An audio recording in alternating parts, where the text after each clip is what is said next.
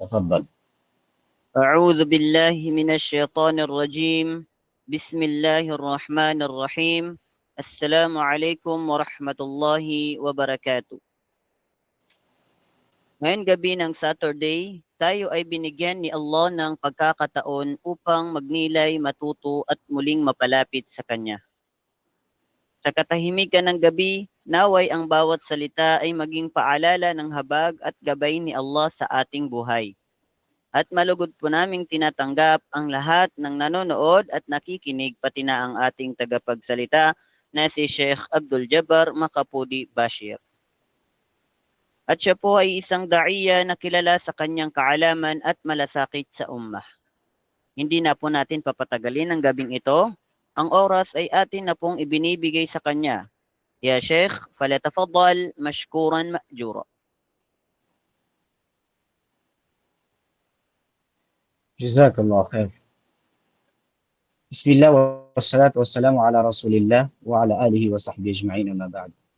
Una sa lahat ay dalangin natin sa Allah subhanahu wa ta'ala na tayo ay palagian na gabayan at tayo ay pagkalooban ng tawfiq na may sagawa natin ang ang mga obligasyon natin sa kanya. Nawa ay dalangan din natin sa Allah subhanahu wa ta'ala na pangalagaan ang ating kalusugan at ang ating mga pamilya sa lahat ng panahon. Inshallah ang ating tatalakayin ay ang buhay isang oportunidad. Ano bang tinutukoy natin dito? No? Ano bang tinutukoy natin na ang buhay isang oportunidad? Madalas nating naririnig o di kaya ay nababasa sa mga iba't iba na mga announcements o di kaya yung mga advertisements patungkol sa mga real estate o di kaya mga exhibitions o di kaya yung mga commercial complexes na merong mga offers o di kaya yung mga reduction na ito ay agaw pansin sa ating mga mata. Lalo-lalo na kapag ito ay merong pangkalakip na sulat na halimbawa, huwag mong hahayaan ang isang oportunidad na mawala o di kaya lumisan o di kaya ay huling pagkakataon, no, o di kaya pagkakataong walang kapalit. Sa katuparan mo ang iyong pangarap at huwag mo hahayaan ang pagkakataong ito.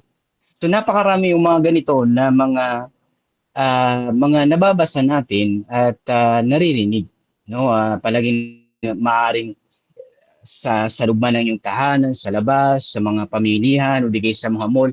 At subhanallah, minsan ito pa minsan pumapasok din ito sa mga masjid, no? Sa lahat ng lugar, madalas ito ay napapag-usapan itong mga na ito na si fulan ay yumaman, si fulan ay kumita, si fulan ay ganito, ganyan. Subalit, ano bang tinutukoy na nila sa No? Ano bang tinutukoy nila dito sa itong mga taong ito? Ano bang tinutukoy nila dito sa ang buhay, itong oportunidad na kanilang nababanggit? Karamihan na sa mga tao ay pinapaiksi nila yung paggamit dito sa salitang ito na oportunidad. Ito'y pinapaiksi nila na iniuugnay lamang nila ito sa mga material na bagay. At bihira lamang ang gumagamit ng salitang ito sa tunay nitong kalalagyan. No? Tunay nitong kalalagyan at bihira lamang ang gumagamit ng salitang ito, yung pagkakataon, yung oportunidad patungkol sa kabilang buhay. No? Patungkol sa kabilang buhay. So itong mga taong ito ay tinutukoy nila dito sa pagkakataong ito, oportunidad nito sa mundong ito ay pang makamundo rin. No? Pang makamundo rin. Mula sa kanila, itong oportunidad na ito na gagawin nila, ito ay bumabalik din sa kanila ng pang makamundo lamang. No? Pang makamundo lamang. Ito ay isang pagkakataon na naglalaho, nagwawakas, no? Itong pagkakataon na ito na kailang araw at gabi na pinag-uusapan na si fulan ay nakabili ng real estate o di kaya ay ng gusali, si fulan ay kumita at naging mayaman sapagkat ang buhay isang oportunidad, si fulan ay hindi nagsasayang ng pera, siya ay nagsisikap na mag-ipon, no, at hanggang sa siya ay maging isang negosyante, maging isang mayaman sapagkat sinamantala niya ang isang oportunidad. So ito yung palagian na nababanggit o paggamit nila sa salita na ito na ang buhay isang oportunidad. No, ang buhay isang oportunidad. Pero mayroong mga tao na kasalungat, mayroon din mga grupo ng mga tao na kasalungat ng ating mga nabanggit at nagsasabi rin sila na ang buhay isang oportunidad. Pero ano ba ang oportunidad na obligado na ating samantalahin? Ang isang ang halaga ng isang oportunidad o isang pagkakataon sa buhay, ito ay nakadepende sa halaga nito sa isang tao mismo. So, siya na nababatid kung gaano kahalaga ang kanyang buhay, ang kanyang umur, no, yung kanyang edad, ay sasamantalahin niya ang mga pagkakataon na mabubuksan sa kanya dito sa mundong ito. Ay siya na hindi alam ang halaga ng buhay, ay hindi niya ito sasamantalahin sa tamang pamamaraan. At ito ay napaka-normal, no? Ito ay normal. Bakit? Kasi ang hindi niya nababatid ang halaga ng isang bagay ay hindi niya ito bibigyan ng pansin. Kung kaya't hindi niya ito sasamantalahin. No, hindi niya ito sasamantalahin. So itong grupo na ito, nakasalungat ng ating mga nabanggit, ay nagsasabi rin sila na samantalahin natin ang buhay. Ang bawat oras, bawat minuto, bawat segundo, no, bawat ating hinihinga, ito ay samantalahin natin sa pakikipagkalakalan sa Allah subhanahu wa ta'ala sa pamamagitan ng gawaing mabuti sapagkat ang buhay isang oportunidad. Sila na nalalaman nila ang halaga ng buhay, ang halaga ng edad, ang halaga ng buhay dito sa mundong ito, ang kanilang mga pagtitipon, ito ay napupuno ng usapin patungkol sa pakikipagkalakalan sa akhirah.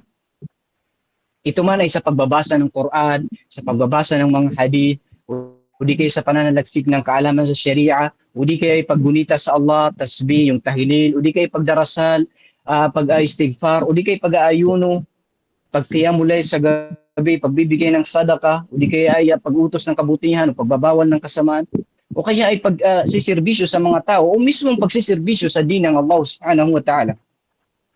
So ito sila, lagi silang handa na gawin ang mga kabutihan, iwasan ang mga kasamaan.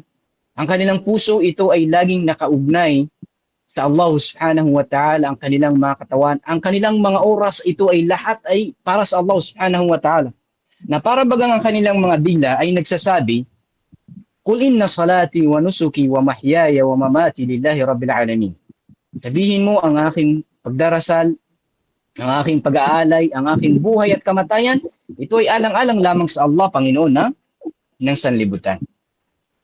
So itong mga taong ito ay makikita muna yung kanilang mga kwentuhan ay pumapatungkol sa tunay na hinaharap, tunay na future. Paano magkaroon ng magandang kamatayan, no? Maiwasan ang su'ul khatimah, yung masamang kamatayan, o di kay usapin sa libingan, sa kiyama, sa impyerno at sa paraiso. No? So ito yung mga mga taong ito na kasalungat ng una na ating mga nabanggit. So sila ang nakakaalam o nakababatid sa tunay na paggamit ng salitang ang buhay isang oportunidad. Kaya sila ay nabuhay ng mapayapa, ng masaya, panatag, sila ay nalulugod, na kung ito ay nalalaman lamang ng mga hari at mga anak ng mga hari, mga mayayaman, tiyak na sila ay makikipag-unahan sa mga ito. Qul bifadlillahi wa birahmatihi, falidhalika falyafrahu, huwa khairum mimma yajma'un. Sabihin mo, sa kagandahang loob ng Allah, sa habag ng Allah, ay sila ay magsaya. Ito ay higit na mainam kaysa kanilang mga iniipon. Sinabi pa ng Allah, alladhina amanu wa tatma'innu qulubuhum bi dhikrillah. Ala bi dhikrillah tatma'innul qulub. Sila na mga naniwala, sila panatag ang kanilang mga puso sa paggunita sa Allah. Hindi ba't ang paggunita sa Allah ay nakapagpapanatag ng puso? At ang Rasulullah sallallahu alaihi wasallam ay nagsabi at nuwika, man ja'ala al-humuma hamman wahidan. Sino man ang gawin na ang kanyang inaalala, ang kanyang pinoproblema at inisip ay isa lamang. Ano yun? Hamma akhirati. ay ang kanyang kahinatnan sa kabilang buhay sa akhirah. Kafahu Allahu hamma dunya, ay ang Allah subhanahu wa ta'ala, siya na ang bahala sa kanya sa problema niya dito sa mundong ito. وَمَنْ تَشَعَّبَتْ بِهِ الْهُمُومُ فِي أَحْوَالِ الدُّنْيَا, sino man yung walang inisip, punong-puno siya ng problema rito sa mga makamundong bagay, mga nangyayari dito sa mundong ito, lam yubalillahu fi ayyi awdiyati halak. Walang pakialam sa kanyang Allah subhanahu wa ta'ala kahit saan man siya, ano man ang mangyari sa kanya. Ano man ang mangyari sa kanya. So ang mga tao na mga relihiyoso, mga tao na ahlut ta'a kung tawagin, mga sumasamba, sila ay napapaloob sa paraiso dito sa mundo bago pa sila makapasok sa paraiso sa akhirah. Allahu Akbar. Ibnul Qayyim rahimahullahu ta'ala, kanyang sinabi, sabi niya, narinig ko si Sheikhul Islam Ibn Taymiyyah rahimahullah na nagsasabi, inna fid dunya jannah, man lam yadkhulha, lam yadkhul jannat al-akhirah. Dito sa mundong ito ay mayroong paraiso. Sino man ang hindi makapasok sa paraiso na ito, hindi siya makapasok sa paraiso sa akhirah. Allahu Akbar.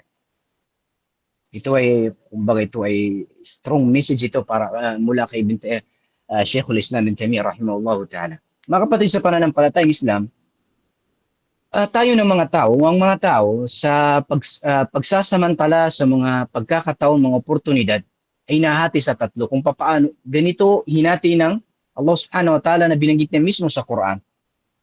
Yung unang klase ng mga tao, sila yung mga hindi sinamantala ang mga pagkakataon o ang oportunidad ng buhay, pagkakaroon ng buhay, ito ay kanilang sinayang, ito ay kanilang isinawalang bahala. At ikalawang klase ay mga neutral, no? Neutral lamang sila. At ang pangatlo, sila ay nagpaunahan, nagpaligsahan hanggang sa sila ay magtagumpay. Sapagkat alam nila, batid nila ng buhay isang oportunidad. Ito ay binanggit mismo ng Allah subhanahu wa ta'ala sa Quran. Sinabi ng Allah, ثم أورثنا الكتاب الذين اصطفينا من عبادنا فمنهم ظالم لنفسه ومنهم مقتصد ومنهم سابق بالخيرات بإذن الله ذلك هو الفضل الكبير. Sinabi ng Allah ay pagkatapos ipinagkaloob namin, pagkatapos mawasak o mapinsala yung mga naunang mga umma, ipinagkaloob namin ang Quran sa sino man na pinili namin mula sa umma ni Propeta Muhammad sallallahu alaihi wasallam. At dito sa umma ng Propeta sallam, sinabi ng Allah, paminum zalimun li nafsi. Meron sa kanila, ito yung unang klase, ng mga makasalanan, mapaggawa ng mga maksiya, kasalanan. Wa minhum muqtasid, at meron din sa kanila na neutral, ang tanging sinasagawa nila ay yung mga obligasyon nila sa Allah at umiwas sila sa mga ipinagbawal ng Allah. At meron din sa kanila ng mga nagpaligsahan, nagpaunahan, nagsikap sa paggawa ng mga kabutihan. Ito man ay obligado, ito man ay voluntaryo, kalakip nito ay iniwasan nila yung mga maksiya, yung mga kasalanan, hindi sila sumuway sa Allah subhanahu wa ta'ala. Sila yung mga tunay na sinamantala ang buhay na ito, sapagkat ang buhay isang oportunidad. Sila nagpaunahan, nagpaligsahan, tumugon sa sinabi ng Allah subhanahu wa ta'ala, وَسَارِعُوا إِلَى مَغْفِرَةٍ مِّن رَبِّكُمْ وَجَنَّةٍ عَرْضُهَا السَّمَاوَاتُ وَالْأَرْضُ أُعِدَّتْ لِلْمُتَّقِينَ. Magpaunahan kayo na makamtan ang magfira, yung magfira ng Allah subhanahu wa ta'ala, kapatawaran ng Allah, magpaunahan kayo sa kapatawaran ng inyong Panginoon at ng paraiso na ang lawak nito ay ang pinagsamang 7 palapag ng kalangitan at kalupaan. Uiddat lil muttaqin, inihanda para sa mga matatakutin. Allahu Akbar. Was-sabiquna as-sabiqun ulaika al-muqarrabun. Sila yung mga nagpaunahan dito sa mundong ito, nagsikap. Ulaika al-muqarrabun, sila ang higit na mas malapit sa Allah subhanahu wa ta'ala sa akhirah. Wa fi dhalika falyatanafasil mutanafisun. Dito tayo magpaunahan, mga kapatid sa pananampalatayang Islam. Yung pag-uunahan sa kabutihan, ito ay katangian ng mga mabubuting tao. Katangian ito ng mga taong punong-puno ng o di kayong mataas ang kanilang mga adhikain. Hindi kahalin tulad ng iniisip ng mga ilan na ang mga mga paligsahan, pagpapauna ay ito ay para lamang ito sa mga kabataan o di kay mga mabababa ang kanilang mga adhikain. Ito ay mali. Dahil ang dalawa ni tinuturing na Sheikhul Islam sa maano nito, pinakamainam na mananampalataya pagkatapos ni Propeta Muhammad SAW. Sila ay nagpaunahan sa kabutihan. No, sinalaysay ni Zayd bin Aslam na ayon sa kanyang tatay, na sinabi niya na narinig ko si Umar bin Khattab radhiyallahu anhu isang araw. Si Umar bin Khattab sinabi niya, inutusan kami ng Rasulullah SAW isang araw na kami ay magsadaka. At nagkataon sa araw na yun ay meron akong pera. So sinabi ni Umar ay tiyak na mauunahan ko, matatalo ko si Abu Bakar sa araw na ito. So dumating siya sa Rasulullah SAW, dala-dala niyang kalahati sa kanyang kayamanan. Tinanong siya ng Rasulullah, ano ang iyong iniwan sa iyong pamilya? Sinabi ni Umar, ay kalahati ng aking kayamanan. Kasing laki ng aking binigay. At dumating si Abu Bakar radhiyallahu anhu, dala-dala ang lahat ng meron siya na kayamanan. Tinanong siya ng Rasulullah SAW, ano ang iniwan mo sa iyong pamilya? Sinabi ni Abu Bakar, iniwan ko sa kanila ang Allah at ang kanyang sugo. Allahu Akbar. Kaya sinabi ni Umar, kailanman hindi ko matatalo sa si Abu Bakar radhiyallahu anhu. Ito yung tunay. No, ito yung tunay na pakikipagpaligsahan, pakikipag-unahan. At hindi ang parati nating naririnig na paligsahan sa yung pagbibisikleta, motor, sasakyan, kabayo, kung ano pa man ang mga tinatawag nilang paligsahan na ito ay lahat ito ay patungkol sa makamundong bagay. At kakaunti lamang sa atin ang nakakaalam ng isang na meron pang ibang paligsahan na siyang itinatawag sa atin ng Allah subhanahu wa ta'ala, Panginoong Allah subhanahu wa ta'ala, tinikaya tayo na dito nagpaunahan ang mga matutuwid na mga mananampalataya at palagian nilang iniisip. Pinoproblema. Kaya sila ay nag-ayuno sa umaga, nagkikiyamul layl sa gabi, ito ay kanilang iiyakan para lamang ito ay makamtan. Ito yung pagpapaunahan papunta sa paraiso ng Allah subhanahu wa ta'ala. Ang lawak nito ay pinagsamang kalangitan at kalupaan. At ang napapaloob dito ay kailanman hindi nasilayan ng mata, hindi narinig ng tainga, at kailanman hindi sumagi sa puso o isipan ng isang tao. Mga kapatid sa pananampalatayang Islam, tunay na tayo ay hinikayat ng ating guro sa kabutihan.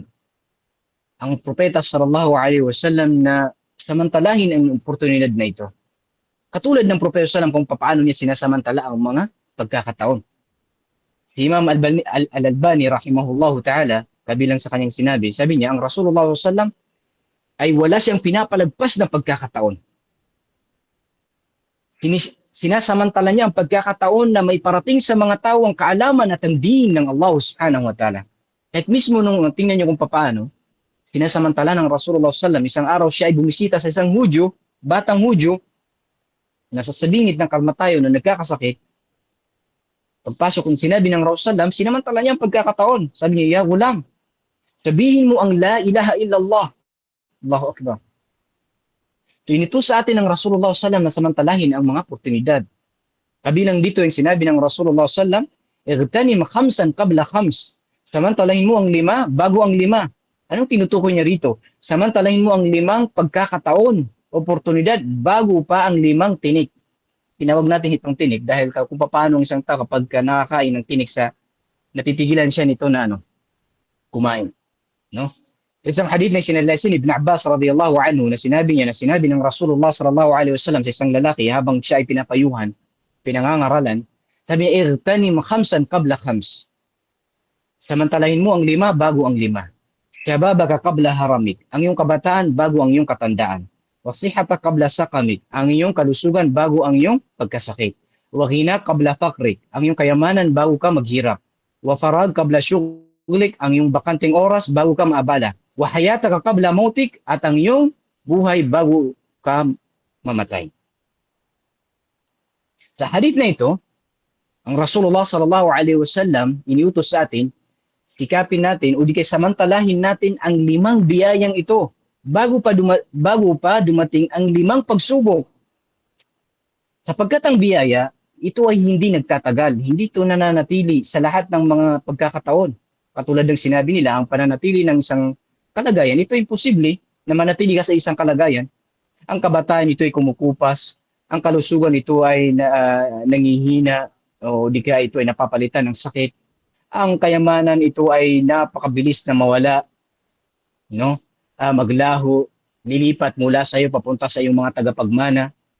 Ang iyong bakante ito ay napakalaking biyaya, kabilang sa mga biyaya ng Allah subhanahu wa ta'ala, pero karamihan sa atin na mga tao ito ay ating nababaliwala. At napakabilis na dumating yung mga abala, yung mga trabaho. Hanggang sa hindi na natin magawa, mawala na tayo ng kakayahan na isa katuparan ng ating pangarap, ang ating mga plano. Bagkus minsan pati nadadamay pati yung mga obligasyon natin sa Allah Subhanahu wa Ta'ala. Bakit hindi natin naisagawa? Kasi lumipas na ang bakanting oras natin. Dahil sa pagsayang natin sa oportunidad na ito na hindi natin sinamantala. Ang buhay ito ay mga bilang na hininga lamang. Magtatapos ito sa kamatayan. Na kailanman hindi ito mapapasok sa ating isipan. At tayo ay magsisisi sa pagsasayang natin sa ating buhay, sa paggawa ng mga walang saysay. Pero anong mga magagawa ng ating mga pagsisisi? Anong magagawa ng ating pagsisisi kung ang isang pagkakataon, isang oportunidad ay hindi natin sinamantala? No? Katulad ng sinabi ni Khalid bin Ma'dan rahimahullah. Sabi niya, "Idza futiha li ahadikum baba khair, falyusri' ilayh." Kapag ka nabuksan sa isa sa inyo ang pintuan ng kabutihan, bilisan niya, ito ay kanyang samantalahin. Painahu la yadri mata yughlaq anhu. Sapagkat hindi niya alam kung kailan ito may sasara sa kanya. So sikapin natin, samantalahin natin ang mga oportunidad katulad ng sinabi ng siya na ginawa ng Allah Subhanahu wa Ta'ala na napakamahabagin sa mga mananampalataya, ang Rasulullah SAW. Siya ay nag-uutos sa atin, tumatawag sa atin na samantalahin itong mga pagkakataon na ito, ang oras, ang mga minuto, ang mga pagkakataon o di kay mga segundo. Sinabi, "Irtanim khamsan qabla khams." Sikapin mo. Samantalahin mo ang 5 bago ang 5. Samantalahin mo ang 5 pagkakataon bago dumating ang 5 na mga tinik na makahadlang sa iyo sa mga pagkakataong ito. Ito ay panawagan mula sa Rasulullah sallallahu alaihi wasallam na sikapin itong mga dakilang pagkakataon na ito na inihanda sa atin ng Allah Subhanahu wa Ta'ala dito sa mundo na ito. Tayo ba ay tumugod? Tayo ba ay tumugod? Ilan ang mga dumaan sa atin na mga pagkakataon na hindi natin ito nabigyan ng halaga? Yung pagkakataon na ikaw ay nasa yugto ng kabataan, bago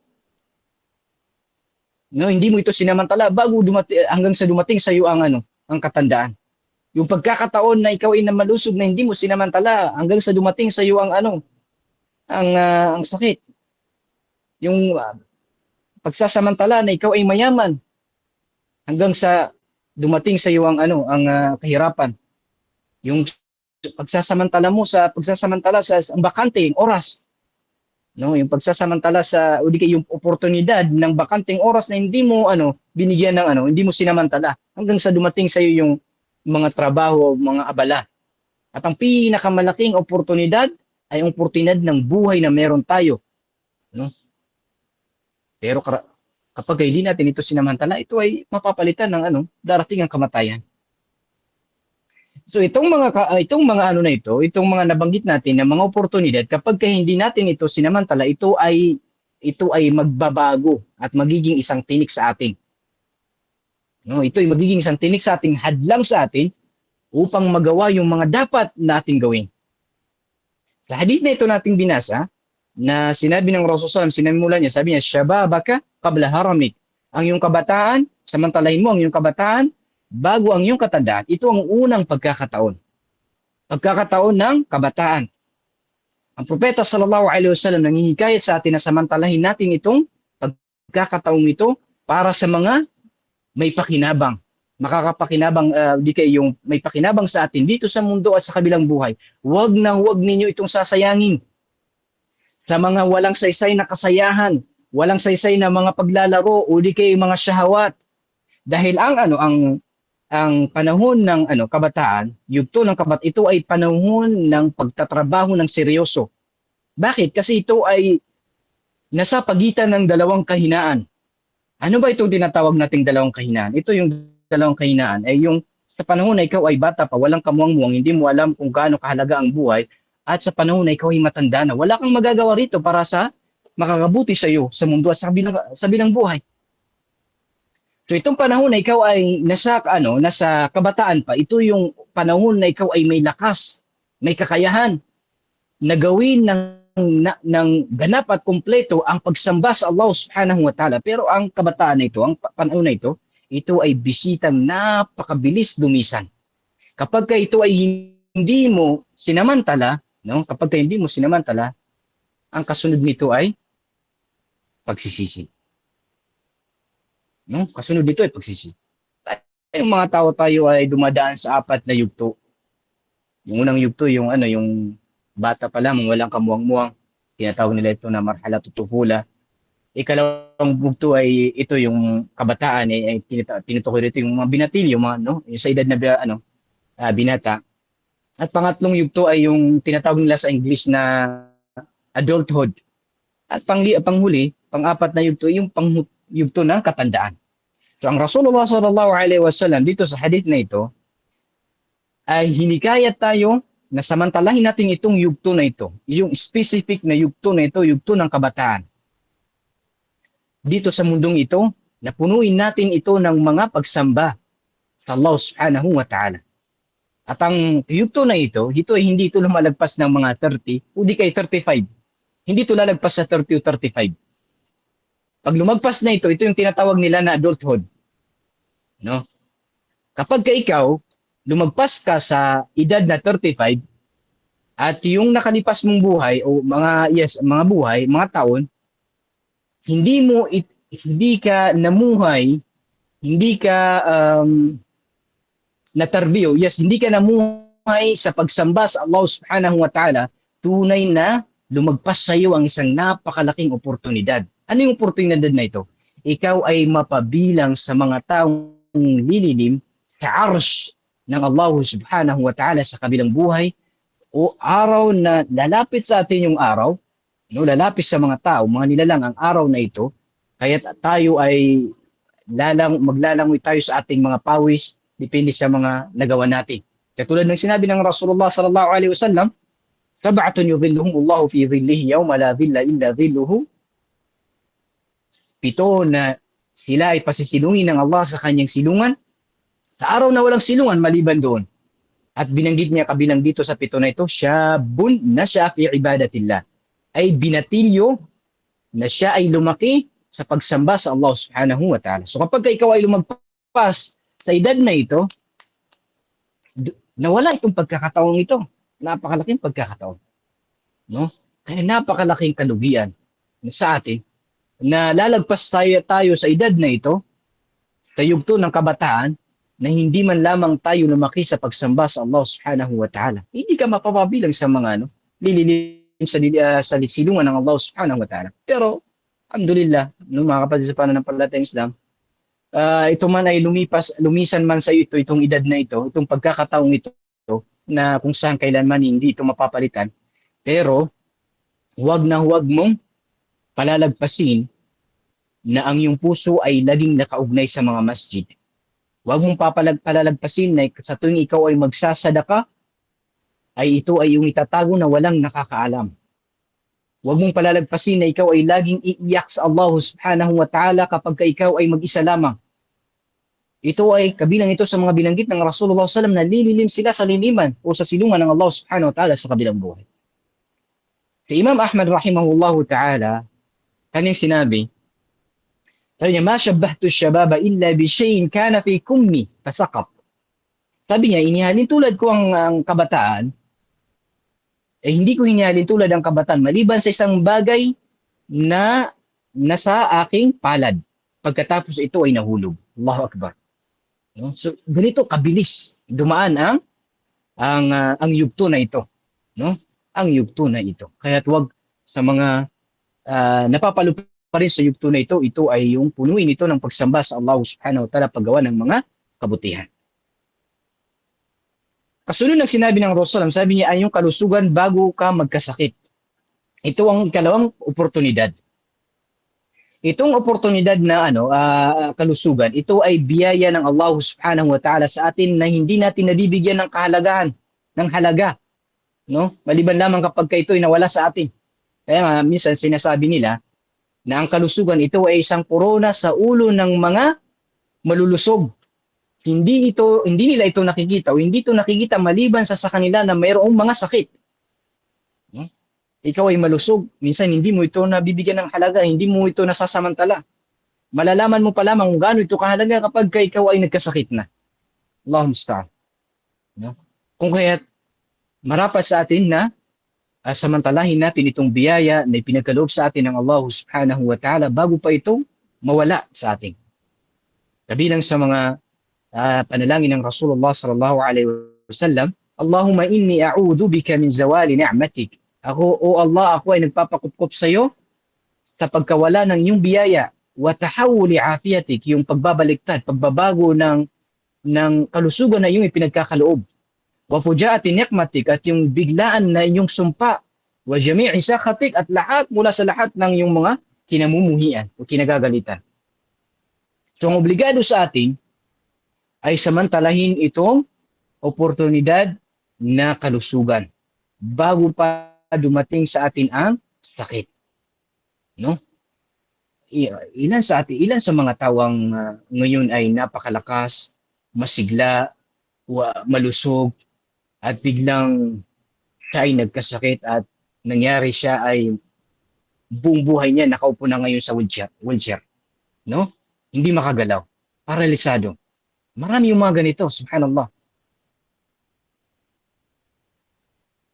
At paano kung bago ito mangyari sa iyo, wala kang ginawa kundi yung gumawa ng kasalanan, tumuway sa Allah subhanahu wa ta'ala. Subhanallah. Ito ay isang biyaya na hindi nababaliwala natin, katulad ng sinabi ng Rasulullah sallallahu alaihi wasallam, ni'matani maghbunun fihima kathirun minan nas, as-sihhat wal faragh. Dalawang biyaya, binabaliwala ng karamihan sa mga tao, hindi natin ito sinasamantala, binabaliwala natin ito totally. Ano ito? Yung siha, yung kalusugan at yung bakanting oras na meron tayo. Al-Hafidh ibn Hajar rahimahullahu ta'ala, meron siyang anong tawag dito? Komento dito sa hadith na ito. Sabi niya, ito ay naglalaman ng babala sa sino man na hindi niya sinamantala ito na gumawa ng kabutihan. Na kapag siya ay nagkasakit, ay siya ay magsisisi dahil wala siyang ginawa. No? At dahil sa sakit na ito, siya ay mawawalan siya ng kakayahan. Pero walang saysay ang kanyang pagsisisi sa oras na iyon. So sila na mga muwaffaq, pinagkalooban ng Allah subhanahu wa ta'ala ng tawfiq, ay sila na mga nagpaparami ng gawain na mabuti sa oras na sila ay malulusog, malalakas. Bakit? Kasi once na ikaw ay magkasakit, mananatili at magpapatuloy na ang iyong gantimpala ay ganap at kompleto. Kahit pa ikaw ay nagkakasakit at hindi mo na itataguyod o na isasagawa ng ganap yung mga gawain na ginagawa mo nung ikaw ay malakas pa lamang. Ang Rasulullah sallallahu alaihi wasallam ay nagwika, "Idza marida al-'abdu aw safar, kutiba lahu mithlu ma kana ya'malu muqiman sahihan." Kapag ka nagkasakit ang isang alipin, o di kayo sa'yo naglalayag, ang gantimpala na itatala sa kanya, ibibigay sa kanya, ay katulad ng kanyang ginagawa nung siya ay malakas pa lamang at malusog. No, ito yung ibibigay sa iyo ng Allah subhanahu wa ta'ala. Sa kanila naman na hindi sinamantala yung kanilang kalusugan, bago sila magkasakit sa pamamagitan ng pagsasagawa ng mga kabutihan, mawawala itong napakalaking ano na ito. Gantimpala na ito. Mawawala itong malaking gantimpala na ito at sila magsisisi sa mga panahon na walang silbi ang kanilang pagsisisi. Sa isang hadith na sinalaisin ni Abdullah bin Amr radiyallahu anhu ng Rasulullah sallallahu alaihi wasallam ay nagsabi, "Ma min ahadin minal muslimin yusabu bi bala'i fi jasadi." Walang sino man sa isa sa mga kamusliman na sila ay tatamaan ng isang pagsubok sa kanilang pangangatawan. Illa amara Allah Ta'ala al-hafadhata alladhina yahfazunahu. Qala aktubu li'abdi fi kulli yawmin wa laylatin mithla ma kana ya'malu min al-khair ma dama mahbusan fi wathaqi. Sinabi ng Allah Subhanahu wa Ta'ala, sasabihin ng Allah, o sinabi ng Rasulullah sallallahu alaihi wasallam, sabi niya ay maliban, walang sino man sa isa sa mga kamusliman na tatamaan ng pagsubok sa kanyang pangangatawan. Nagkasakit halimbawa, may kapansanan. Maliban na iutos ng Allah subhanahu wa ta'ala sa mga anghel na nagsusulat, na isulat ninyo para sa aliping kong ito, sa bawat araw at gabi, na kanyang ginagawa na kabutihan, na katulad ng kanyang ginagawa nung siya'y malakas pa lamang. Yan ang ibig sabihin ng hadith. No, kasi nga, bago ka magkasakit, ikaw ay nagsasamba sa Allah subhanahu wa ta'ala. Sinasamantala mo ito pa sa pagsamba sa Allah subhanahu wa ta'ala. Ito ay mananatili ito sa kahit pa ikaw ay magkasakit. Na kumpleto at ganap na ipagkakalob sa iyo ng Allah subhanahu wa ta'ala ang iyong gantimpala. Kaya samantalahin mo itong oportunidad na ikaw ay malusog pagkalamang bago ka magkasakit. Sa pamamagitan ng pagsasagawa ng iba't ibang klase ng mga pagsamba. No? Dahil hindi natin alam ang nangyayari, subhanallah. Hindi natin alam kung ano mangyayari. Kaya ang propeta mismo, sallallahu alaihi wasallam, nagikayat ang propeta, sallallahu alaihi wasallam, sa sino man na naglalayo ng mag-hajj, na agahan niya. Agahan niya, huwag niya itong ipagpaliban. Sinabi ng Rasulullah sallam, man arada al-hajj, falyata'ajjal. Sino man ang naisin na mag-hajj, falyata'ajjal. Ibig sabihin ay agahanin niya. Ito ay agahan niya itong pagsasagawa ng hajj. Fainnahu qad yamrad. Sapagkat alam niya, dahil sapagkat maaari siyang magkasakit sa ibang salaysay, la yadri ma ya'ridu lahu. Hindi niya alam kung anong mangyayari sa kanya. No? Napakabilis magbago ang panahon, subhanallah. So ito ay ating samantalahin. Pangatlo, sinabi ng Rasulullah, samantalahin mo ang iyong kayamanan bago ka maghirap. Ito yung pangatlong pagkakataon. Samantalahin mo ang iyong kayamanan bago ka maghirap. Paramihin mo ang iyong mga pagsasadaka, gumastos ka sa mga iba't iba na mga kabutihan, no? Pagtulong sa mga tao, sa kalsada, paggawa ng mga kalsada, mga masjid, mga madrasa, bago pa magbago ang iyong ekonomiya. O di kaya bago magbago ang mga tao na nakapaligid sa iyo.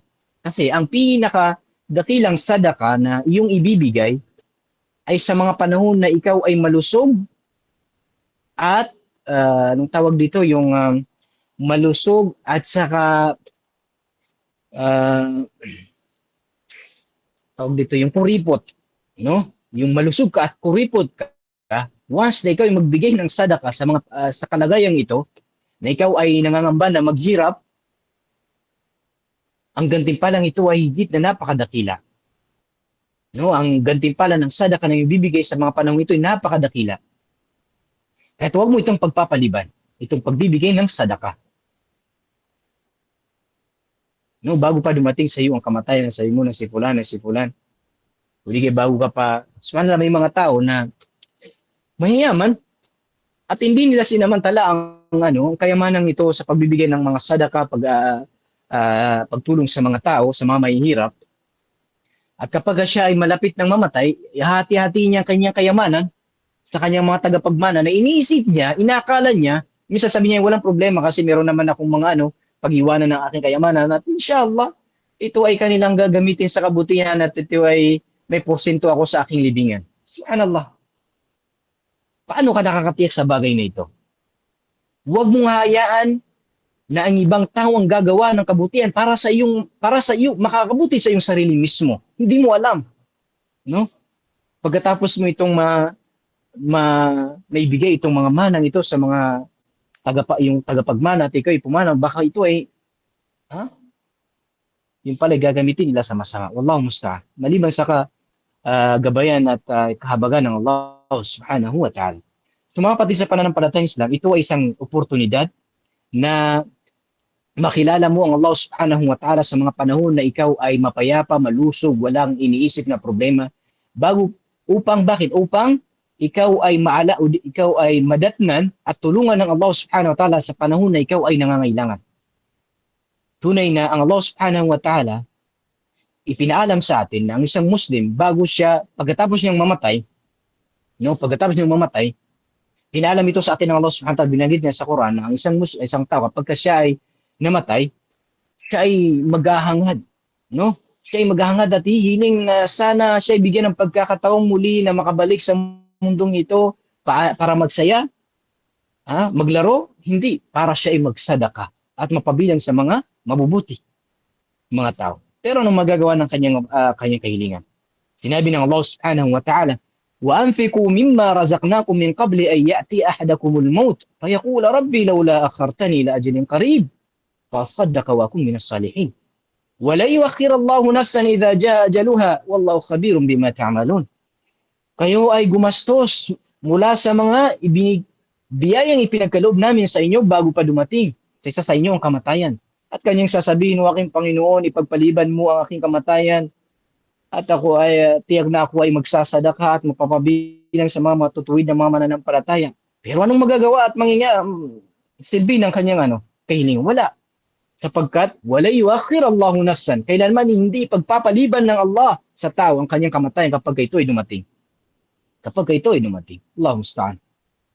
So ang kayamanan nito ay isang oportunidad. Samantalahin mo ito sa pagsasadaka, pagtulong sa mga tao, sa mga nangangailangan, sa pagtulong halimbawa sa pagtatayo ng mga masjid at sa mga madrasa o di kaya sa mga daan o di kaya ano paman na ito ay napapakinabangan ng mga tao.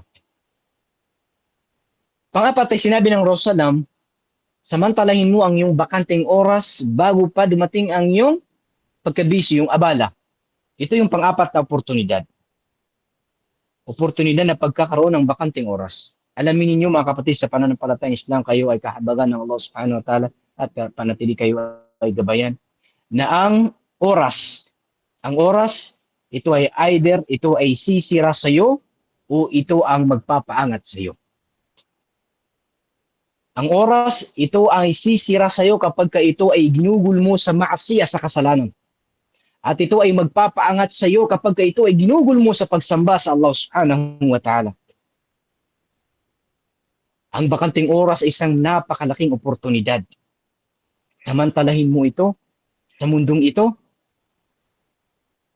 bago pa dumating yung mga abala, katulad halimbawa ng nagkaroon ka ng asawa, nagkaroon ka ng mga anak, o di kay dumarami na yung mga problema mo dito sa mga mundong bagay na ito. Habang ikaw ay kung single halimbawa, samantalahin mo ito bago ka pa magkaroon ng anak, ng asawa at mga ng mga problema, karagdagang problema.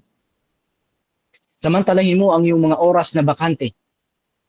Gamitin mo ito sa mga yung mapapakinabangan, mga bagay na mayroong pakinabang.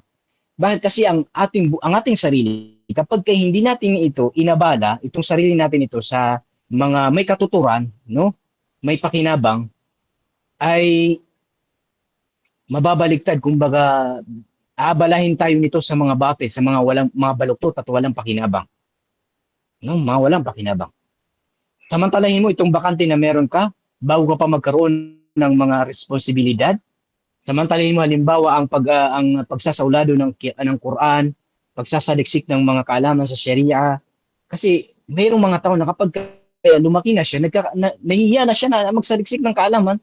Nahihiya na siya nang pupunta halimbawa sa mga pagtitipon na pag-aaral na nakikita niya na puro mga kabataan na siya ay tumanda na, nahihiya na siya. Subhanallah, magsaliksik ng kaalaman. O di kaya ay magiging mahirap na sa kanya ang pagsasaulado ng Quran o ng kaalaman. Halos wala na siyang mahanap na bakanting oras sa kanya dahil paano na kapag ikaw ay tumatanda na, makikita mo na dumadami na ang iyong mga obligasyon. Subhanallah, na parang mas marami pa ang iyong obligasyon kaysa sa oras. Kaya nga subhanallah, si Umar bin Khattab radhiyallahu anhu kanyang sinabi, tafaqahu qabla an tusawwadu. Magsaliksik kayo ng kaalaman bago pa kayo magkaroon ng mga responsibilidad. At kayo yung mabibisi, wala na kayong makikitang mga bakanting oras para magsaliksik ng kaalaman. Ganon din kayo ay sikapin ninyo na makakuha ng mga benepisyo sa mga ulama. No, magsaliksik sa kanila ng mga kaalaman, magtanong sa kanila, sumangguni sa kanila. Ito isang napakalaking oportunidad nito na hindi ito mapapalitan. Hindi ito mapapalitan. Ang Rasulullah sallallahu alaihi wasallam ay kanyang sinabi, Inna Allah la yaqbidu al-ilma intiza'an yantazi'uhu min al-ibad. Ang Allah subhanahu wa ta'ala hindi niya naalis ang kaalaman, tinatanggal ang kaalaman na uhugutin niya ito sa mga tao. Kundi ito ay naalis, nawawala ang kaalaman sa pamamagitan ng pagkamatay ng mga ulama. Hatta idha lam yubqi 'aliman ittakhadha an-nasu ru'asan juhala. Hanggang sa wala nang matirang mga maalam, ang mga tao anong gagawin nila? Sila ay kukuha ng mga leader nila, ng mga mangmang. Fasu'ilu fa'aftaw bighairi ilm. At sila ay tatanungin at sila ay mag-ifta, sasagot ng mga walang basihan, walang mga batayan. Fadallu wa dallu, sila ay maliligaw at makakaligaw. Ito ay napakalaking oportunidad mga kapatid sa pananampalatayang Islam, itong pagsasamantala sa bakanting oras bago pa tayo ay maabala. Sinabi ng Rasulullah sallallahu alaihi wasallam na nagikayat pa sa atin na samantalahin itong ano na ito, itong pagkakataon nito. Sinabi ng Rasulullah, subhanallah, ito ay inyong pagnilay-nilayan itong hadith na ito. Subhanallah, ito ay, subhanallah, napaka yung ajib, nakakamangha itong hadith na ito. Subhanallah. Sa tuwing ito ay isipin mo itong hadith na nakakamangha kung paano ito sinabi ng Rasulullah sallallahu alaihi wasallam. Sinabi ng Rasulullah, "Idza inqamatis sa'atu wa fi yadi ahadikum fasilatun fa in istata'a la takuma hatta yaghrisaha falyaghrisha." Kapag dumating na ang pagguho ng mundo, ang Qiyamus Sa'ah, at ang isa sa inyo ay meron siyang hawak-hawak na pananim, kapag ito ay meron siyang kakayanan na ito ay itanim bago pa gumuho ang mundo, itanim niya. Subhanallah. No? Isipin ninyo, kapag inito inisip ninyo, itong salita ng propeta sallallahu alaihi wasallam, nakakamangha. Paano niya iuutos sa atin na itanim itong pananim na ito, na alam mo na pagkatapos nito ay gumuho ng mundo. Mawawala na itong ano na ito. Ito yung tinanim na ito. Subhanallah. Pero ang Rasulullah SAW, pinakita niya sa hadith na ito, yung pagsasamantala kapag ka mayroong oportunidad sa iyong harapan, huwag mo itong sasayangin. Huwag mo itong pakakawalan. Gawin mo kung ano yung marapat na yung gawin. Ang resulta nito ay kung ano mang mangyari nito, at least ito ay nasa kamay ng Allah subhanahu wa ta'ala. Ang mahalaga na isagawa mo ang iyong obligasyon. Allah musta'an. Allah Akbar. Si Imam Al-Albani rahimahullah ta'ala, sa komento niya dito sa hadith na ito, sabi niya, itong hadith na ito ay naglalaman ito ng dakilang panghihikayat sa pagsasamantala ng pinakahuling oportunidad na magagawa mo sa buhay. Yung pagtatanim. Pagtatanim ng isang pananim na papakinabangan ng mga tao pagkatapos mong mamatay, hanggang sa ito ay patuloy na papasok sa iyo ang gantimpala na ito hanggang sa gumuho ang mundo. Hanggang sa gumuho ng mundo. Ibn Jawzi rahimahullahu ta'ala, meron siyang sinabi sa mga tao na hindi sinasamantala ang kanilang mga oras. Kundi wala silang ginawa kundi ito'y sayangin, patayin ang kanilang mga oras. Sinabi ni Ibn Jawzi rahimahullah, "Ra'aytu umumal khalaik yadfa'una az-zamana daf'an 'ajiban." Nakita ko, sabi niya, ang mga tao, ang mga nilalang, para itinutulak nila ang panahon na ito ng sobra-sobra na pagtulak. No, ibig sabihin, alam mo yung parang gusto nila ay mabilisan na dumadaan ang panahon. Yantala al-layl fa bihadithin la yanfa. Kapag mahaba ang gabi, nagkukwentuhan sila ng mga walang saysay na kwentuhan. Aw bi qira'ati kitabin fi ghazatun wa samr. O di kayo nagbabasa sila ng mga libro na mga walang saysay, katulad ng mga, subhanallah, mga nagbabasa ng mga maliliit na mga libro. Ito ay madalas ito na nakikita natin sa mga kababayan, yung mga love story, o di kayo mga kwento ng mga walang mga saysay. Subhanallah. Wa in talan naharu fa bin nawm. At kapag mahaba ang araw, wala silang ginawa kundi ang matulog. Wa hum fi atrafin nahari ala dajlatin aw fil aswaq. Sa pagitan ng gabi, ng umaga, o di sa tanghali, wala silang ginawa kundi, alam mo yung mga tao ngayon na katulad halimbawa sa panahon natin ngayon, kapag walang ginagawa sa umaga, pumupunta sila sa mga pamilyahan o di sa mga window shopping. Pinapatay lamang nila yung kanilang oras. Pinapatay nila yung kanilang mga oras sa walang mga saysay. Fashabbahtum bil mutahaddithina fi safinatin wa hiya tajri bihim wa ma 'indahum khabar. Inihalin tulad ko sa kanila sila, sabi ni Ibn Jawzi rahimahullah, sa mga tao na nagkukwentuhan sa loob ng isang barko na hindi nila alam kung ano ang mga nangyayari. Wala silang balita sa mga nakapaligid sa kanila. Allahu Akbar. Ilan sa atin mismo, nandito at nakikinig. No? Ilan sa atin sinusubukan na patayin ang kanyang oras. Nagkukwentuhan, nagtatawanan, o di kayo pinapatay sa pamamagitan ng oras, pagtulog, o di kayo yung mga walang ginawa, kundi ang maglaro sa gamit ang kanilang mga cellphone, o di kayo kanilang mga iPad, mga laptop. No, pinapatay nila ang kanilang oras, bakanting oras sa mga walang saysay na ito. No, mawalang saysay na ito, o di kayo pakikipag-upuan sa mga tao na wala naman silang may bibigay sa iyo na magandang impluwensya. No? Wala ang ilan sa atin walang pakialam kung kung ano ang nagagawa niya o kung saan niya naigugugol ang kanyang mga oras. Wala siyang pakialam kung ito ba ay merong may babalik sa kanya na kabutihan dito sa mundo, sa kabilang buhay. Ito yung karamihan ngayon na nangyayari sa mga kamusliman. Subhanallah, panahon ng teknolohiya. No? Panahon ng teknolohiya. Uupo sila ng napakatagal ilang oras, wala silang ginawa kundi ang maglaro sa kanilang mga cellphone. Na walang babalik sa kanila na pakinabang sa kabilang buhay. O di kahit mismo dito sa makamundong bagay.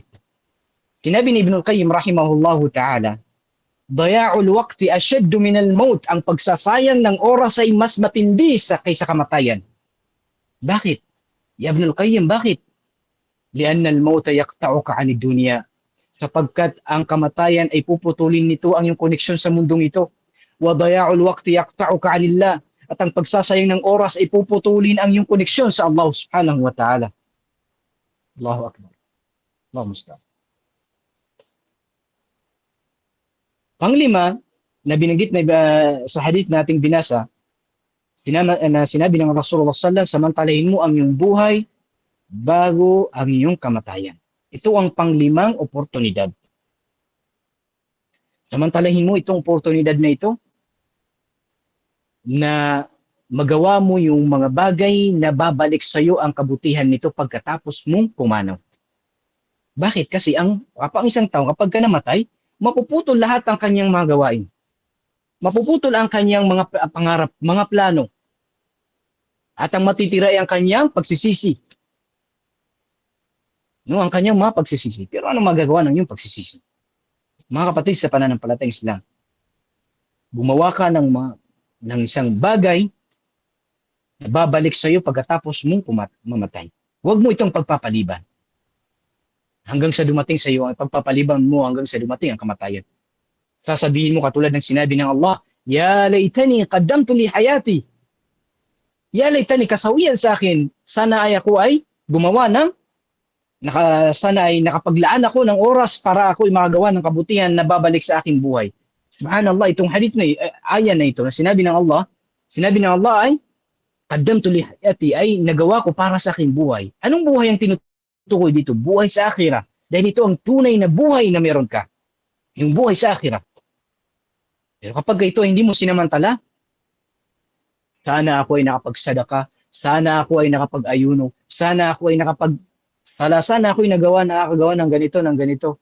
Katulad ng sinabi ng Allah subhanahu wa ta'ala na kanyang ibinalita sa atin sa banal na Quran, yawma idhi yatadhakkaru al-insan wa anna lahu ad-dhikra. Sa araw na ito sa kabilang buhay, makakaalala ang mga tao. Pero anong saysay ng kanilang pagkagising? Naalala nila ngayon ang kanilang pagkukulang, ang kanilang mga pagkakamali. Anong saysay ngayon ang kanilang pagkakaalala sa mga bagay na ito? Allah musta'an. Ang iyong pag-iral dito sa mundong ito ay napakalaking oportunidad upang ikaw ang mag-ipon ng mga hasanat, ng mga gawaing mga pagsamba, upang ikaw ay umangat at makapasok sa paraiso, pinakamataas na antas ng paraiso ng Allah subhanahu wa ta'ala. Samantalahin mo ang iyong buhay bago ikaw ay mamatay sa pamamagitan ng maagang pagtatawba sa Allah subhanahu wa ta'ala bago pa dumating ang kamatayan sa inyong lalamunan. Sinabi ng Rasulullah sallallahu alaihi wasallam, inna Allah yaqbalu tawbatal abdi ma lam yugharghar. Tatanggapin ng Allah subhanahu wa ta'ala ang pagbabalik loob ng kanyang alipin hanggat hindi pa siya naghihingalo. Hanggat hindi pa dumarating sa kanyang lalamunan ang kanyang kaluluwa na dumalabas. So ang pagsasamantala sa buhay na ito, oportunidad na meron tayo na buhay na ito bago tayo ay mamatay, ito ay ring pagsasamantala sa ating mga oras. Huwag mong sasayangin ang iyong oras sa mga walang saysay na kasiyahan, walang saysay na mga pagsasayaw, di kay mga laro, o di kay sa maasiya.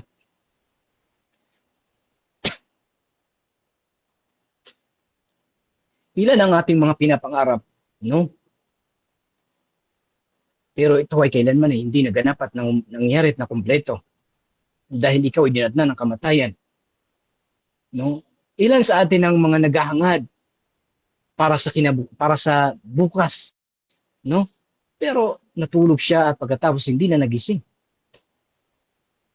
Sa bawat minuto ng iyong buhay, ito ay isang oportunidad na kailanman ay hindi mapapalitan. Kailanman hindi mapapalitan. Hindi mo ito maibabalik. Hindi mo ito mahahabol. No, hindi mo ito mahahabol itong oportunidad na ito.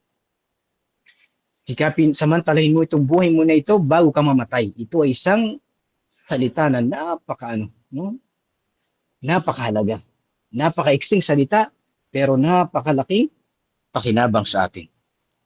So ang buod ng hadith na ating binasa na sinabi ng Rasulullah sallallahu alaihi wasallam ay katulad ng sinabi ni Ibn Rajab rahimahullahu ta'ala, na sabi niya, ang ibig sabihin ng hadith na ito, o ang murad dito sa hadith na ito, lahat ng mga bagay na ito, lahat ito ay makakahadlang sa pagsasagawa mo ng mga kabutihan.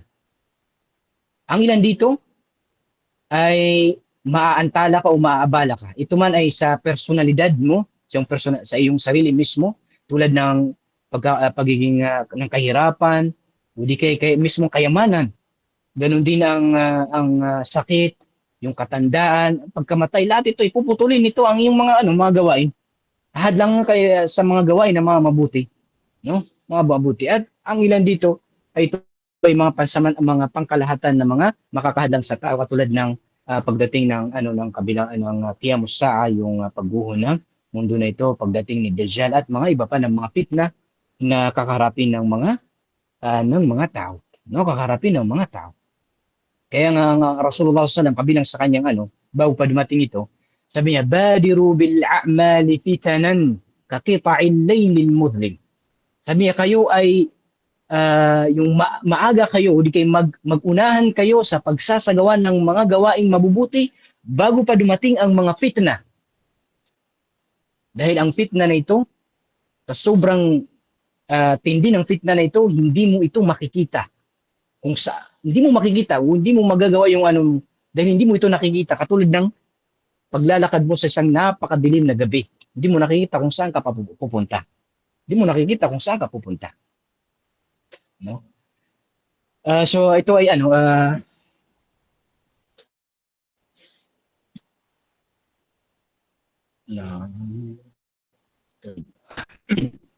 so itong hadith ng Rasulullah sallallahu alaihi wasallam, ito ay ating bigyan ng halaga, pag-aaralan natin ito, at samantalahin natin dito yung mga sinabi niya na dapat nating mga sasamantalahin. Iwan ko kung anong meron, kung ilang oras ang natin, at nais ko sanang magbanggit ng ilang mga halimbawa, no, ilang mga halimbawa patungkol sa pagsasamantala ng ng mga gawaing mabuti, o di kayo mga oportunidad. Meron pa po ba tayong oras na natitira?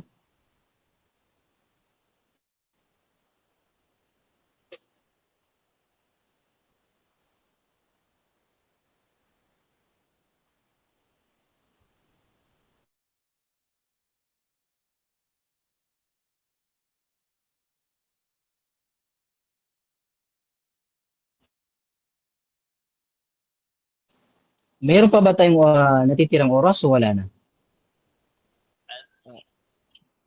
Meron pa po, Na? Sheikh. Anong oras Sige, po ba kayo, Sheikh? Meron lang akong ilang babanggitin na mga halimbawa na pagsasamantala ng mga oportunidad. Aywa, Sheikh. Tafaddal, Sheikh. Kahit ito.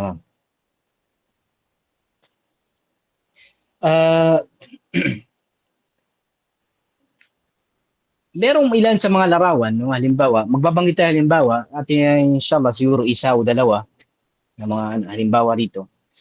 Yung mga larawan ng halimbawa yung mga pagsisikap ng mga sahaba ng Rasulullah sallallahu alaihi wasallam na samantalahin yung mga oportunidad. Halimbawa, siguro ay familiar kayo sa isang hadith na sabaqaka biha Ukasha. Naunahan ka ni Ukasha. No, itong nito ay naunahan ka ni Ukasha. Ang kwento na ito, itong hadith na ito, sinalaysay ni Abdullah bin Abbas, na sinabi niya ay lumabas sa amin ng Rasulullah sallallahu alaihi wasallam ng isang araw, at ang Rasulullah sallallahu alaihi wasallam ay kanyang sinabi, na sabi niya ay ipinakita sa akin yung mga umma, no, yung mga umma, sa mga nakalipas na mga umma. So nakikita ko sila, sabi niya, dumadaan sa akin, at nakita ko na merong mga propeta na merong kasama na dalawa lamang, ibig sabihin dalawa lamang yung nanampalataya sa kanya, tumugon sa kanya, o di kay propeta na uh, maliit na grupo ang mga sumunod sa kanya, o propeta na isa lang ang sumunod sa kanya, o di kay propeta na walang sumunod sa kanya. Pagkatapos ay dumaan sa akin yung napakaraming bilang, no? Ito yung hadith na ito. Ito yung hadith na ito hanggang sa huli ng hadith, no? Mahaba itong hadith na ito, wala tayong oras. Kabilang dito sa nabanggit dito, ang propeta sallallahu alaihi wasallam, sabi niya, nung makita niyo yung kanyang umma, sinabi ng propeta sallallahu kabilang sa aking umma ay 70,000. Sa aking umma, papasok sila sa paraiso na walang paglilitis. No? Walang paglilitis. Sila yung mga, sinabi ng Rasulullah, sila yung mga la yatatayarun, no? Yung mga tao na hindi nagpapapekto sa pangitain, wala yastarkun, hindi sila humihingi na magpagamot sa iba, magpagamot ng rokya sa kanilang sarili, hindi nila ito hinihingi sa mga tao, wala yaktawun, hindi sila nagpapagamot gamit ang apoy, at sila ay nagtatawakal sa kanilang Panginoon. So nung marinig ito ni Ukasha, 70,000 papasok ng paraiso na walang paglilitis, agad-agad tumayo si Ukasha bin Mihsan at kanyang sinabi, Ud'u Allah ay ja'alani minhum.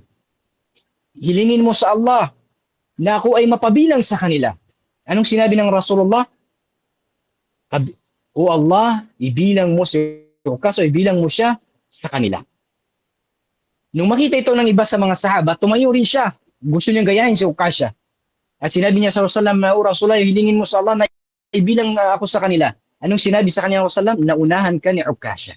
Allahu Akbar. No? Subhanallah, mabilis ang oportunidad, pagkakataon. Itong na ito. Subhanallah.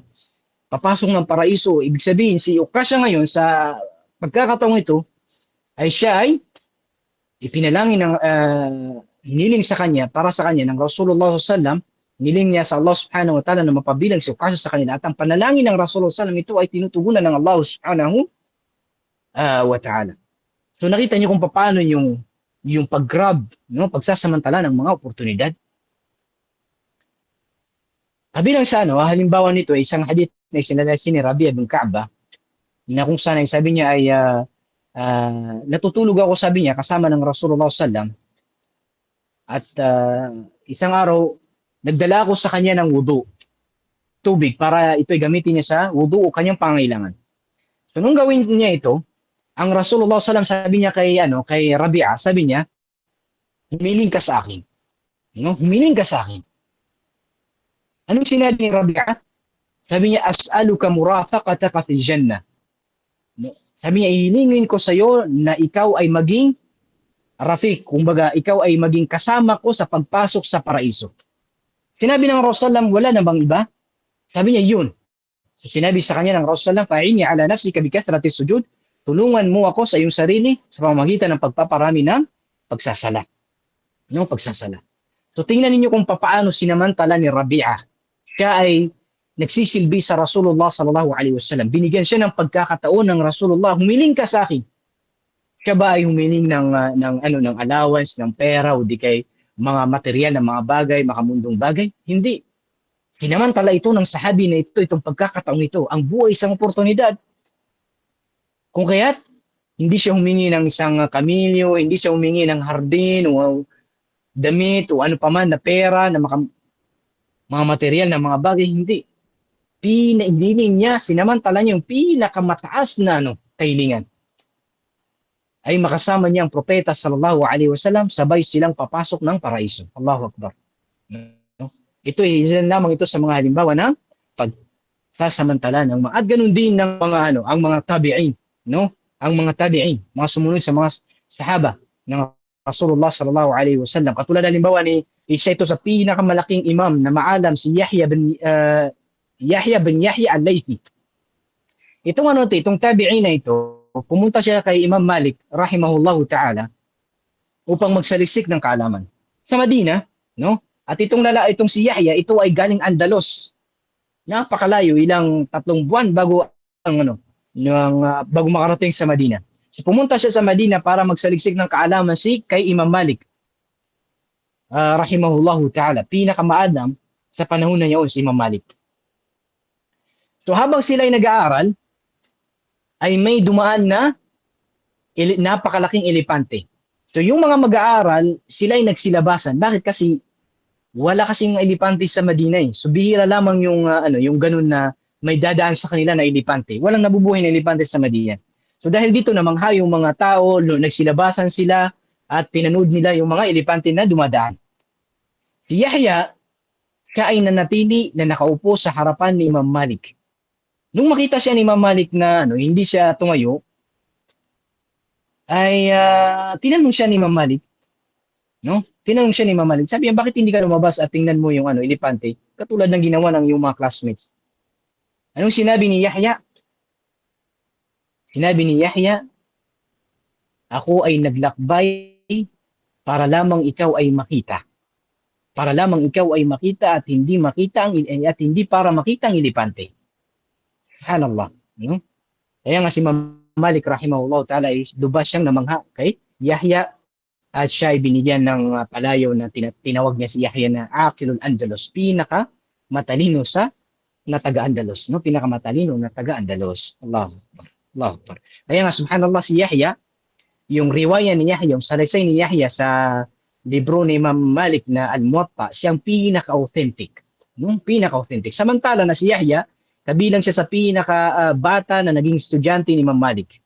No, mayroong may mga matatagal na at may edad na ng mga estudyante ni Imam Malik, pero si Yahya ang pinaka-authentic kapag siya ang nagsalaysay sa libro ni Imam Malik na Al-Muwatta. Samantalang siya ang pinaka-bata sa kanyang mga naging estudyante. Dahil dito sa kanyang pagsasamantala sa mga oportunidad. So ikaw kapatid, no, na isang matalino, lagi mong tatandaan na ang buhay ay napakaiksi, huwag na huwag mo itong sasayangin sa mga walang saysay na bagay.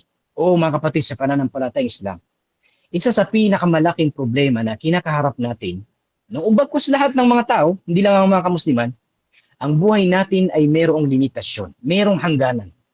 Kahit gaano ka pa man kasikap, no, nagsisikap ka, sinasamantala mo ang lahat ng mga oportunidad upang ikaw ay makagawa ng kabutihan, mananatili na ang iyong buhay ay maiksi. Sinabi ng Rasulullah sallallahu alaihi wasallam, a'maru ummati ma bayna 60 ila 70. Ang edad ng aking umma ay sa pagitan lamang ng 60 at saka 70. Wa aqalluhum man yajuzu dhalik. At bihira lamang sa kanila, kakaunti lamang sa kanila ang lalagpas dito. Isipin niyo mga kapatid mga kapatid sa pananampalatayang Islam. Isipin niyo ang bawat isa sa atin, meron siyang edad, halimbawa magkakaroon siya ng edad na 60 na taon. 60. Sa 60 na ito, 1/3 sa 60 na ito mapupunta sa pagtulog. Halimbawa kung ikaw ay natutulog ng 8 oras, 1/3 sa iyong edad na 60 mapupunta lamang ito sa pagtulog. At 1/3 sa edad na ito, mapupunta ito sa iyong gawain kung ikaw ay nagtatrabaho ng 8 hours din. So subhanallah, ibig sabihin sa 60 na edad mo, 40 years dito ay mapupunta lamang sa pagtulog at saka sa pagtatrabaho. At 15 taon, ito ay panahon na ikaw ay walang kamuang-muang. Bata ka pa lamang dito, no? Na hindi mo alam kung gaano kahalaga ang buhay. Wala kang ginawa kundi ang maglaro. So ibig sabihin, sa edad mo na 50, yung edad mo na 55 years, ito ay mapupunta sa pagtulog, sa pagtatrabaho, at doon sa panahon na ikaw ay bata pa lamang. So ilan ang matitira sa iyong sa iyong edad na 60? Ang matitira lamang sa 5 years. At itong 5 taon na ito, maaari dito na 2 taon o di kay higit pa, ito ay magagamit mo ito sa pagkain lamang. Ano pa kaya yung mga walang ginawa kundi ang kumain, no? Walang ginawa kundi pumunta sa mga restaurant at kumain. Mapupunta lamang dito, higit sa 2 taon o higit dito, mapupunta lamang sa pagkain. So ano ang matitira doon sa obligasyon mo na sinabi ng Allah subhanahu wa ta'ala na siyang mataas na layunin ng pagkakalika sa iyo. Wa ma khalaqtul jinna wal insa illa liya'budun. Hindi ko nilikha ang mga jin at mga tao, hindi mo na sila sumamba. Ilan ang matitira sa iyo sa obligasyon na ito? Sa pagsamba sa Allah subhanahu wa ta'ala. No? Matitira dito ay 3 taon. At itong 3 taon na ito na matitira, tiyak hindi ito dire-diretso na alatul, no? Kumbaga ikaw ay street na ikaw ay mabuti. Itong 3 taon ito, ikaw ay gumagawa ng kasalanan, ikaw ay sumusuway, ikaw ay gumagawa ng mga makruhat, yung mga kinamumuhian ng Allah subhanahu wa ta'ala, ng Rasul sallam, o di kaya mga mubahat, o di kaya yung mga walang saysay na mga pagsasayaw, mga gawain. Dito maguguling itong natitira na 3 taon na ito. Subhanallah, ano ang sasabihin mo sa Allah subhanahu wa ta'ala pagdating mo sa kabilang buhay kapag ikaw ay tinanong, saan mo ginugulang yung buhay, ang yung edad?